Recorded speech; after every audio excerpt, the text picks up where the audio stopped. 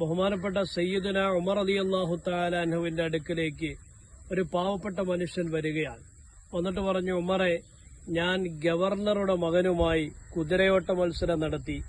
ആ കുതിരയോട്ട മത്സരത്തിൽ ഞാൻ വിജയിച്ചു. പക്ഷേ ഗവർണറുടെ മകൻ ഞാൻ പ്രഭുവിന്റെ പുത്രനാണ് എന്ന് പറഞ്ഞ് ചാട്ടവാറ് കൊണ്ട് എന്നെ അടിച്ചു. ഉമറെ, എനിക്ക് തിരിച്ചു പ്രതികാരം ചെയ്യാനുള്ള കഴിവില്ല. ഉമർ റളിയല്ലാഹു തആല ആ അടിച്ച ഗവർണറുടെ മകനെയും ഗവർണറെയും വിളിപ്പിച്ചു.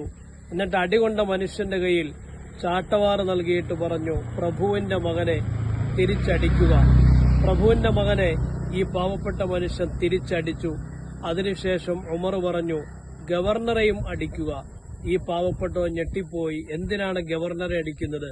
ഉമർ റളിയല്ലാഹു തആല അൻഹു പറഞ്ഞു, ഇയാൾക്കുള്ള അധികാരമാണ് ഈ മകൻ ഇപ്രകാരം തെറ്റ് ചെയ്യാൻ പ്രേരിപ്പിച്ചത്. നോക്കൂ സഹോദരങ്ങളെ, ഖലീഫമാരെ ആക്ഷേപിക്കുന്നവർ അവരുടെ കാലഘട്ടത്തിലെ നീതിയും ധാർമ്മികതയും എത്രത്തോളമായിരുന്നു എന്ന് മനസ്സിലാക്കാൻ ഈ ഉമറിന്റെ ഒരൊറ്റ ചരിത്രം മതിയാകുന്നതാണ്.